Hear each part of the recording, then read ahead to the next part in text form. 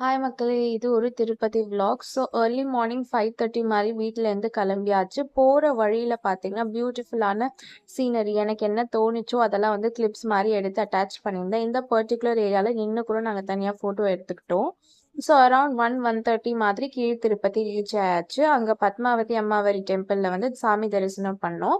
சாமி தரிசனம் பண்ணிட்டு, அங்கேருந்து திருமலாக்கு வந்து கிளம்பியாச்சு. ஃபர்ஸ்ட் அந்த செக்கிங் ப்ராசஸ் எல்லாம் முடிச்சுட்டு, அகெயின் வந்து டிரைவிங் வந்து ஸ்டார்ட் பண்ணியாச்சு. போற வழியில அழகா அந்த பியூட்டிஃபுல்லா அந்த கியூட்டா இந்த மங்கீஸ்லாம் உட்காந்துருந்தது. அது ஸ்லோவா டிரைவ் பண்ணிட்டு அதெல்லாம் ரசிச்சுட்டு நாங்க வந்து கிளம்பிட்டோம். வந்து அங்க ரீச் ஆனதும் நாங்க அங்க சாம்பார் சாதம் குடுத்துட்டு இருந்தாங்க. அத வாங்கி எங்க லன்ச்ச வந்து முடிச்சுட்டோம். அதுக்கப்புறம் வந்து ரூம் போய் பார்த்தோம். ரூம் வந்து ₹100 ரூம் வந்து நாங்க ஆல்ரெடி புக் பண்ணியிருந்தோம். இதுதான் அந்த ரூம். என்னென்ன தேவையோ, என்னென்ன தேவை தங்கறதுக்கோ அது எல்லாமே இருந்தது. எனக்கு ₹100க்கு வந்து ரொம்பவே புடிச்சிருந்தது ரூமு.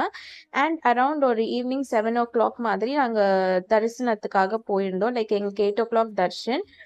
7:30 மாரி போயிருந்தோம். நைட் ஒரு 1:30க்கு தான் வெளியில வந்தோம். எவ்வளோதான் 5 ஹவர்ஸ் வெயிட் பண்ணாலுமே, அந்த கஷ்டம் சாமி பார்த்தோனே சுத்தமா பறந்து போயிடுச்சு. ரொம்ப திருப்திகரமா சாமி வந்து பார்த்தோம். சாமி கிட்ட போறப்போ ஒரு பாசிட்டிவ் எனர்ஜி ஃபீல் பண்ண முடிஞ்சது. நெக்ஸ்ட் டே மார்னிங் வந்து ரிலாக்ஸ் பண்ணிட்டு, ஷாப்பிங்லாம் முடிச்சுட்டு ஒரு 12:00 வந்து செக் அவுட் பண்ணிட்டோம். போற வழியில இந்த டெம்பிள்லாம் கவர் பண்ணிட்டு, அப்புறம் வீட்டுக்கு போயாச்சு.